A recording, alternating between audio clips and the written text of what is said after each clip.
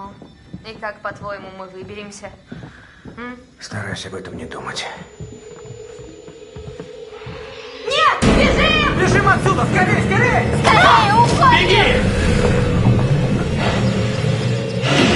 Ой, черт!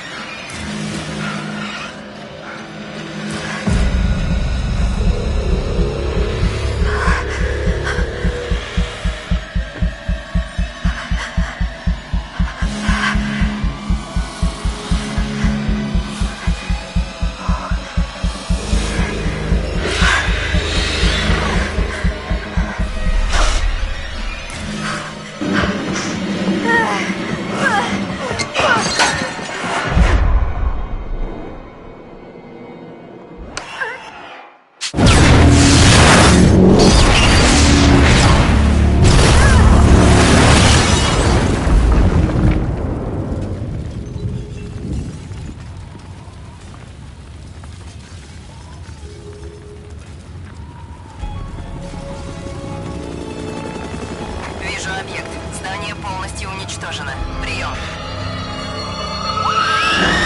Погодите, Похоже, есть выжившие. Приземляемся.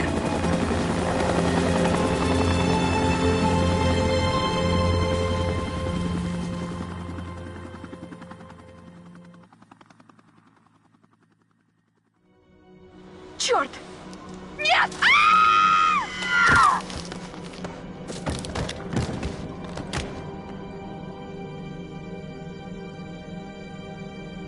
Тот мужик...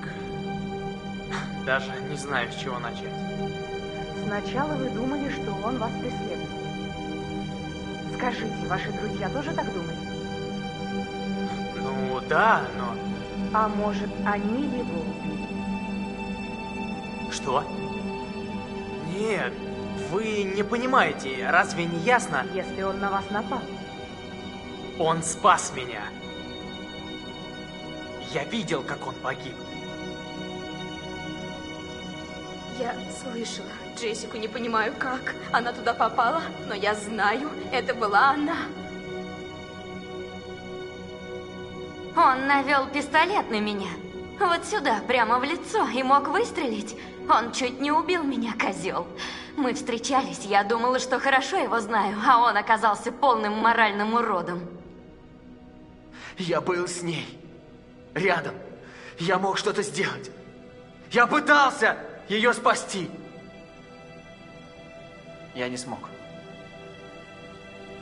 А как вы попали в шахту?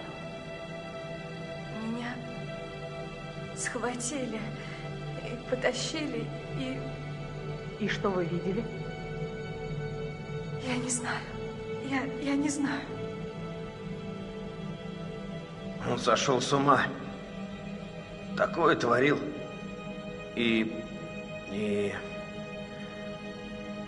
я думал, это он напал на Джесс. Мы с ним дружили. После несчастья он много общался со мной. Говорил, только я его понимаю. Я думала, мы на одной волне.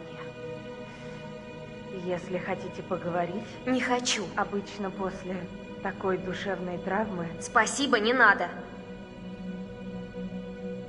Почему вы ударили Джоша? Он вел себя как маньяк, и надо было что-то делать. Вы же сказали, он был связан. Да, ну да. Я знаю, что вы думаете. Вы не понимаете. Он нам всем мозги пудрил. Я ткнула его ножницами и попыталась убежать, но я не знала, честно, я не знала. Не знали? Кого вы ударили? Ну, я ударила маньяка. Я не знала, что это Джош, но оказалось, он и был маньяком. Откуда нам было знать, что у Джоша были эти пилы, пистолеты и... Безмозглый следующий, да? Можете ему врезать за меня? Что, простите? Безмозглый, тупой качок, Мэтью Меганытик? Может, вы хотите нам что-то сказать? Да нет, ничего особенного. Ну, то есть, кроме того, что он бросил меня помирать на этой долбанной вышке, как самый последний говнюк. Ваша подруга Эшли говорит, что пыталась помочь. Нет, Она слышала ваши крики.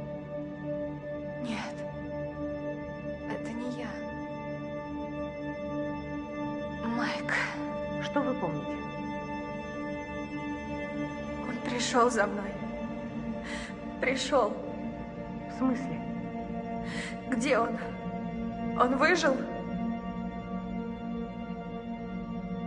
Послушайте меня. Неважно, верите вы или нет. Поверите, когда увидите. Вы должны спуститься в шахту. Что в шахте, Сэм? Я увидела, что там. И очень хотела бы это забыть.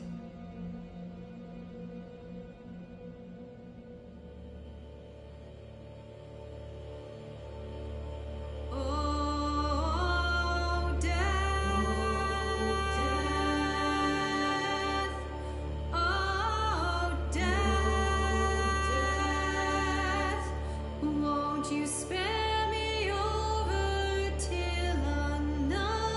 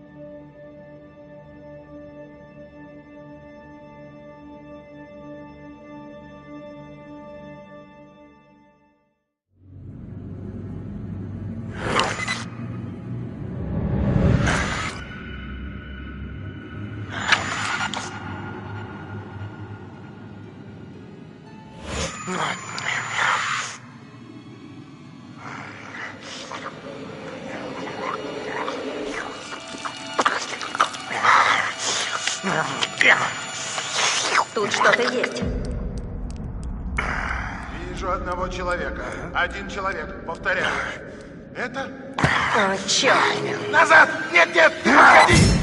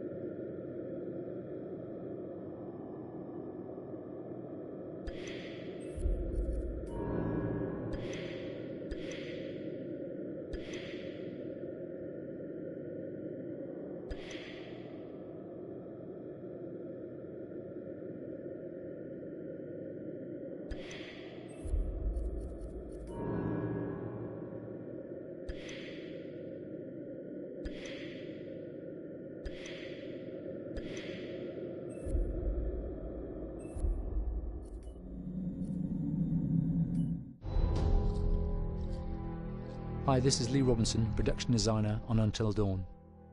The production design for Until Dawn started with the great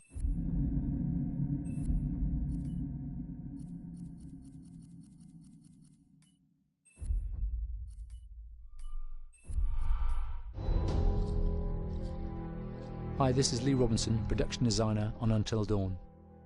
The production design for Until Dawn started with the great teen horror script that sets the characters in a Canadian winter mountain lodge, being a contemporary setting with visual clues derived from classic films of that genre, such as Hitchcock's Psycho and Stanley Kubrick's Shining. The storyboards are vital to the production design as it allows the designer to understand the scale of the environments to be made and the detail that would be seen to create the atmosphere of a horror. This took us into concepts that took these storyboards further, visualizing the world through the color palette, the lighting, tone and the mood, and developing key locations such as the lodge, the cable car stations, the forests themselves, the wilderness. As you can see, the environments and atmospheres change quite a bit from warm and inviting to cold and threatening. The Millionaire's Mountain Lodge was a key example. It was designed to be made from nearby stone and timber, embedding it into the landscape, with a contrasting and contemporary interior needing to be opulent and extravagant. We created dark and claustrophobic corridors with ominous and large open spaces, almost cathedral-like in size, and with huge structures to silhouette and dwarf the characters within, providing a labyrinth to explore and wander. Each character was developed with a strong visual identity in mind, with contrasting colours, tones and silhouettes to identify them, each to have their own texture, pattern and shape, so that when they were lined up you could always identify them. The costume designs allowed a range of clothes that would suit them for the cold winter weather, but also have an element of style and individualism, so that the audience could look at them and relate, recognizing themselves within them. A lady would like to cuddle up with her man by a nice cozy fire bathed in atmospheric mood lighting. Right. It'll get plenty toasty once we're rubbing up against each other. Mike? Yeah. Fire and mood lighting. Yes. Working with the lighting artists, we really brought the look and feel of the world together, and this required a thorough understanding of the visual language of teen horror. A key scene was where all the characters emerge out of the rear of the lodge chasing Hannah. A contrast is evident straight away from the exterior wilderness to the warmth of the lodge. The attention to character lighting here is through the bounce and rim lighting, accented colours and composition, creating characters that come from the dark into the light and back again with an emotional effect. Guys, there's someone outside. What the hell? Hannah! What's going on? Where's my sister going? It's fine. She just can't take a joke. It was just a prank, Han.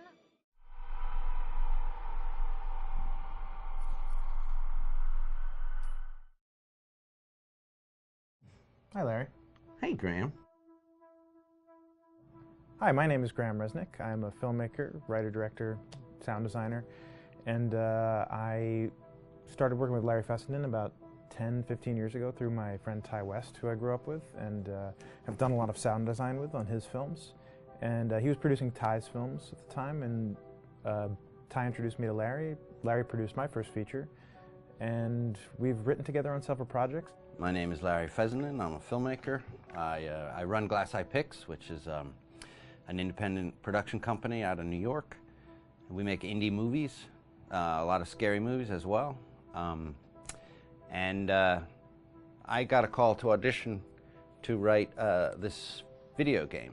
And I called my pal Graham Resnick because Graham is a gamer. And while I thought I could offer something to the idea of writing this multi-branching story, I knew that I would want Graham's expertise as a lover of gameplay, since I guess games were started. So and just as a lover.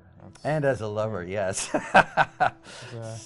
Just why there's so many sex jokes in the game. There was one Italian website that did say the Larry Fessenden right. and Graham Resnick, the two lovers behind Until Dawn. Come here. Maybe I know how to handle you too. I am definitely ready to be handled. So I wanted Graham by my side. Yeah, and we got the gig, and it's been an amazing ride. Oh, hell yeah. Oh my god. She's taking her shirt off. What? Oh my god. Matt, what are you doing here? Hannah. I'm sorry, Hannah. This all got out of hand, but...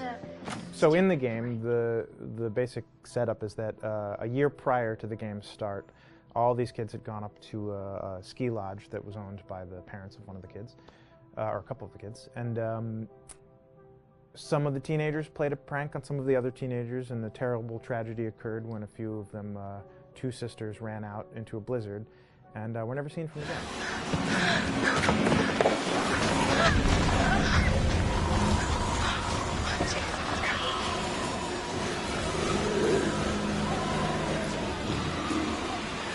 So now, a year later, this is kind of torn apart, this group of friends. They've gone through some trials and tribulations in the past year. The brother of the two girls has had a lot of psychological issues, and to kind of help him cope and help them all get over it, they all returned to the lodge a year later, back up on the mountain. And the idea is to get over it, but... the healing does not begin. Yeah, and these kids are all trying to find themselves. They've been through a trauma, but in general, they're just teenagers trying to figure out who they are. So they're all kind of falling into the patterns, the stereotypes, the characters they see on TV and in the movies. I think we were very interested in taking genre tropes and kind of making them sort of refresh them.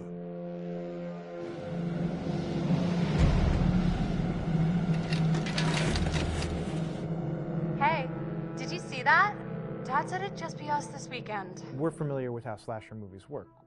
Most people have seen some horror movies, and we have established notions and preconceptions about the roles of the players in horror movies and how they talk and how they get killed and how they have sex. And to bring you into the game that way and then subvert a lot of those expectations was kind of our goal. They're haunted by some incident that happened in their past, which I think you pretty much figure out that that's going to have a role in their interaction.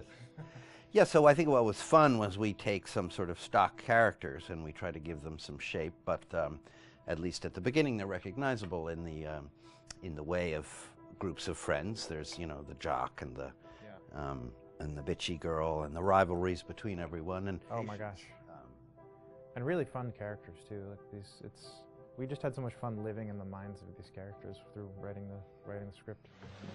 What do you think? Jesus! It was fun. I think we were looking to get that kind of banter that you see both in movies, but also that you absolutely have with friends, and sort of those inside jokes. And of course, as writers and as friends ourselves, we sort of developed little tracks, and we try to give the characters that kind of vibe.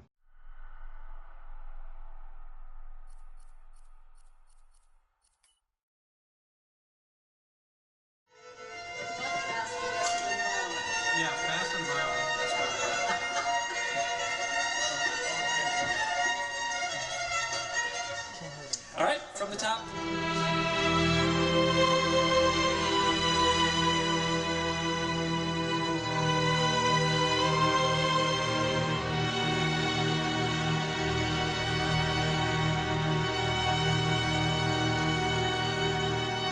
is Jason Graves, and I'm the composer for Until Dawn.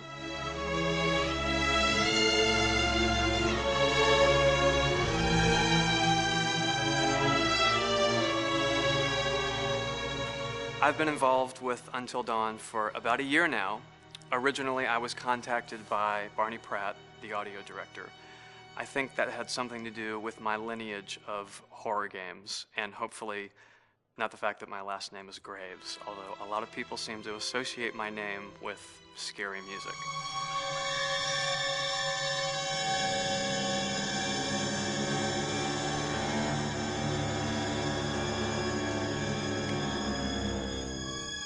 One of the things that was really exciting about working with Barney and the team at Supermassive is they really wanted something unique for the music. They wanted the music to stand out and be a character on its own in the game.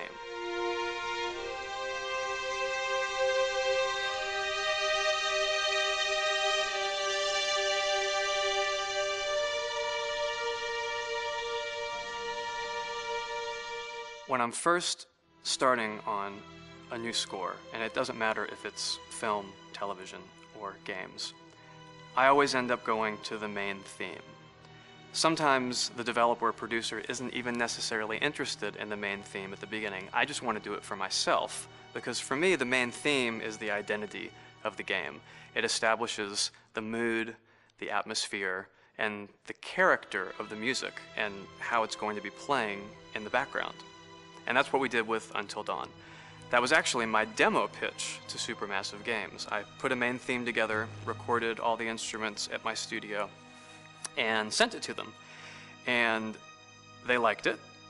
We actually ended up recording that exact theme, all the instruments and everything, live here at Ocean Way, probably 9 months ago.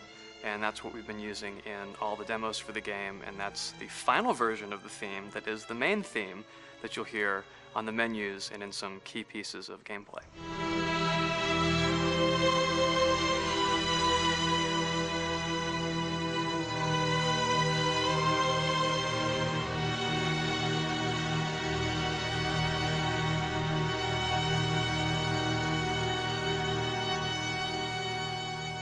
I seem to have made a name for myself in horror. And there's something about scary music, I think it's maybe the lack of rules. That the biggest rule in scary music is there are no rules, so you can do anything you want, and actually, if you end up doing things that don't feel like they would work out together, they kind of clash, and it ends up being even more effective for scary music.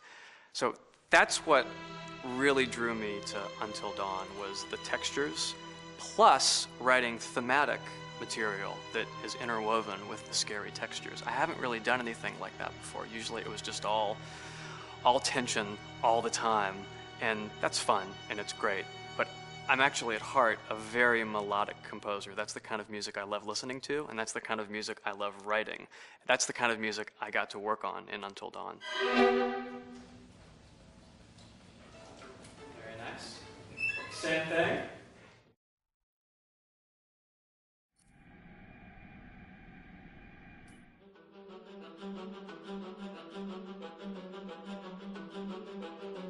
My name is Will Biles, Executive Creative Director of Until Dawn. The first part of getting a believable facial performance in-game is to capture, topographically, the actor's range of emotional expressions as separate versions of the same head. Every tiny nuance gets digitized and merged, effectively creating a model that can recreate every facial movement that the actor makes. Once the topography has been recorded, the actor's performance itself can be captured by using a predetermined set of marker points drawn precisely on the face and a high-def helmet cam, wirelessly linked to capture devices. The camera is the small box where it looks like the microphone should be. Outro Sam. Mark. It records in high def the movement of the dots throughout the performance that will drive the expressions captured earlier. Unlike other systems, this form of capture is far less lossy because there are fewer interpretations between performance captured and performance rendered finally in-game. The audio is also recorded via two separate lavalier mics attached to the helmet. It takes a while for the actors to acclimatise to carrying around the recording devices and the helmet cams, but very soon the shoot becomes similar to any other effects shoot or a green screen shoot. The actors in these scenes are only recording facial animation, but use cursory body movements for pacing. Wait, and maybe we should all stick together and find everybody and make sure that we're all okay, so... 1-1, the year before the prank. Take 2, Mark. Other than the other actors, they have to use their imagination for everything and everywhere that they are supposed to be seeing and feeling. Idiot! So dumb! From a hot midday studio in Los Angeles to a freezing midnight mountain in British Columbia.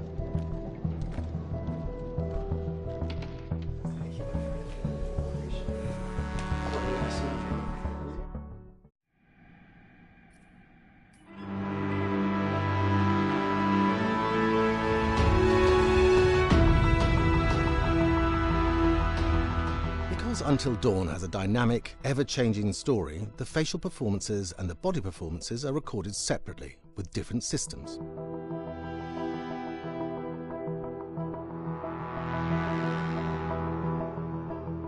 With the body capture, we use reflective bead suits and an infrared camera matrix system that drives the CG bone hierarchies in our character models.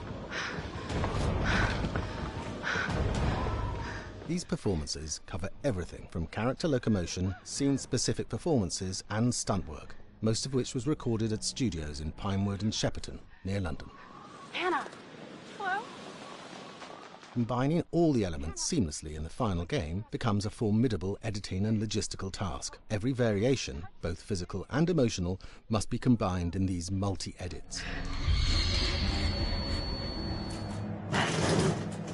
Scaffolding props have to stand in for the sets, because the hundreds of infrared cameras have to be able to see all of the reflective beads on the actor.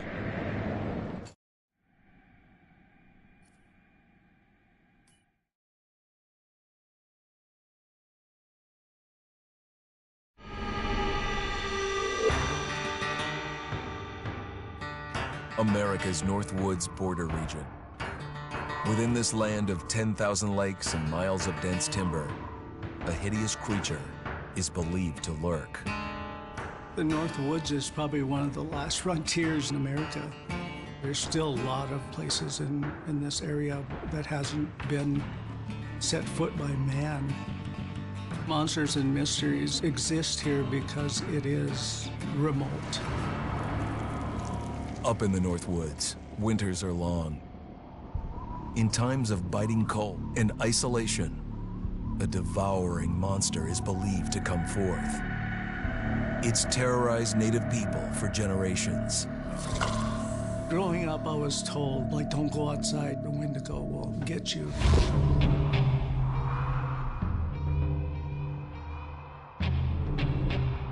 Among the traditions of the northern Algonquin tribes is the Wendigo, a monster that can seize hold of a person to carry out its hunger for human flesh. Many Native Americans fear even talking about this Wendigo, and even the mention of the name will let the Wendigo find out where you are, and it will open you up to be possessed by this Wendigo. The most famous case of a Wendigo possession took place in 1879 in the deep woods outside of Edmonton, Alberta. Swift Runner, a Cree Indian, was a trapper and a guide. He had left town the previous autumn with his wife, 6 children, and his mother. But when Swift Runner returned in spring, he was alone. Swift Runner came into a nearby village telling this heartbreaking tale. I had to watch them starve to death. Of his family being killed by starvation, and that he was the only survivor. My whole family gone. It wasn't hard to understand a family falling victim to a brutal winter. To even not. Yet something was suspicious about Swift Runner. He was a strapping man, and he came into town weighing over 200 pounds. It didn't look like somebody who had just weathered a terrible winter. He wasn't malnourished, didn't look like he was starving. He looked healthier than ever. After a few nights, it became clear that something was wrong. He started having night terrors, screaming in his sleep. I am the Wendigo! Villagers alerted the police. Swift Runner actually guided them back to his winter cabin. When they got there, that's when they saw the true horror.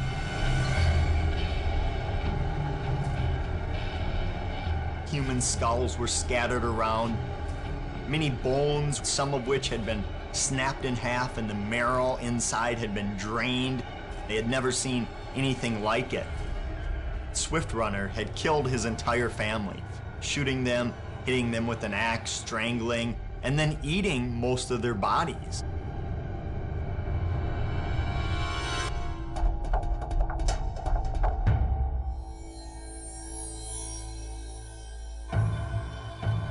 Right up until the moment the noose was on his neck, Swift Runner swore the evil spirit of the Wendigo had possessed him and twisted him into a cannibal killer.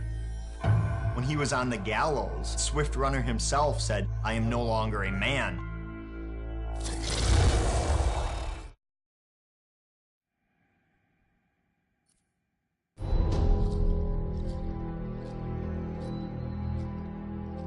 Just move over there. Go on, move. Let me say what I came to say. I'm here to tell you what you're up against being back on this mountain. You should never have returned. I don't know why you did after what happened last year. You mean with Hannah and Beth? Yeah, how could you know without being involved? I don't take kindly to you kids coming up here to my mountain. Your mountain.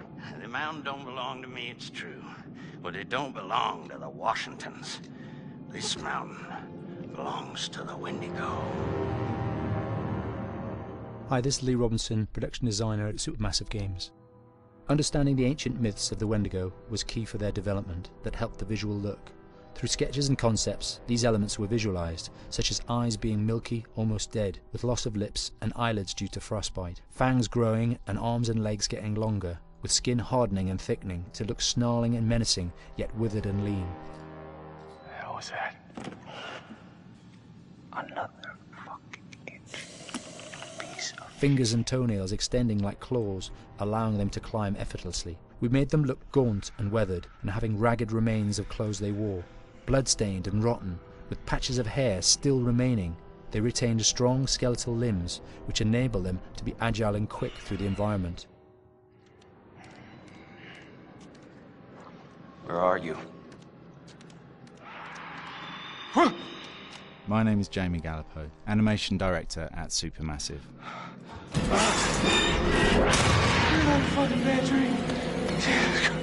The overall direction on the creature was to be very strong, to be extremely fast. We wanted a spider-like movement to the creature. 1 minute scampering to leaping and then crawling, almost instantaneous. And finally, we wanted the creature to have this real, uncontrollable thirst for flesh. From a sound design perspective, the Wendigo is a real challenge. For the main vocalizations of the Wendigo, we used our own vocalizations, various different animals from the exotic to the farmyard, various plugins and processes to gel these sounds together and keep a human resonance behind that voice, telling the backstory of the Wendigo.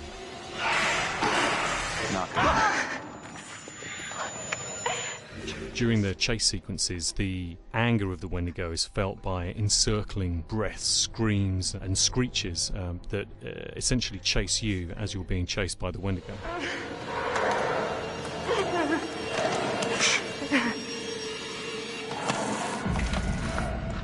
We would layer them up in a multitude of layers, sometimes 15, 20 sounds playing at the same time, to build up the vocalizations for this fearsome creature which is always in attack mode, hyperactive and chasing you throughout the game.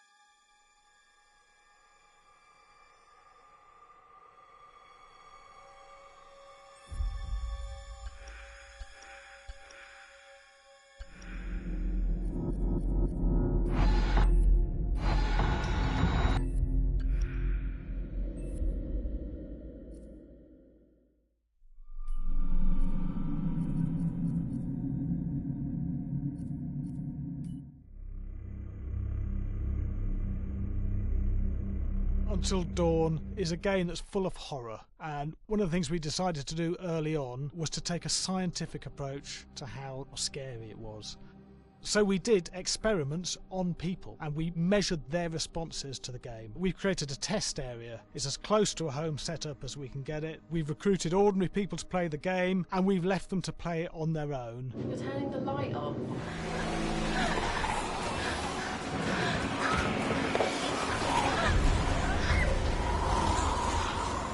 The only difference is it's rigged with cameras and microphones that relay the data through to the next room where people are watching them play. Bracelet here we use for biometric testing. It measures the player's emotional response. It's called a galvanic response sensor. It makes contact with the user's skin and it measures the electrical conductivity across their skin. It's the same principle as an old-fashioned lie detector. When you're stressed, you sweat a little, very sensitive, and picks up tiny changes if the player is feeling anxious or scared. That data's fed back to a testing team, it comes through as a graph. I'm so sorry.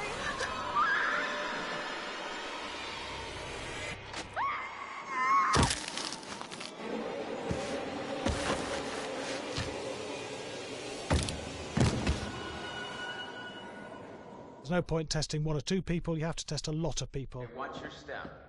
When we have a scare that's consistently has a measurable emotional response, then we knew it was good. If it didn't have that, it goes back to the team for improvement. The data doesn't tell us what's wrong with the scare, it only tells us if it's working or not. Wait, okay, so you hear that too, right? Josh. Here we have a chapter relatively early in the game. Weirdly regular. Nothing regular about it. We have to create tension and anxiety in the player so they are ready to receive the scare.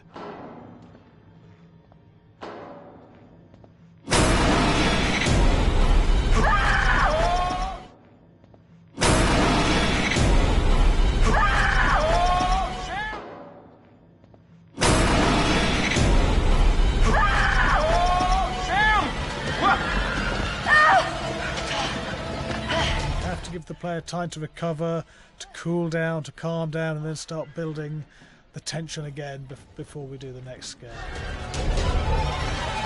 Hey. What? Hey. What the hell? Ooh, you just got mugged.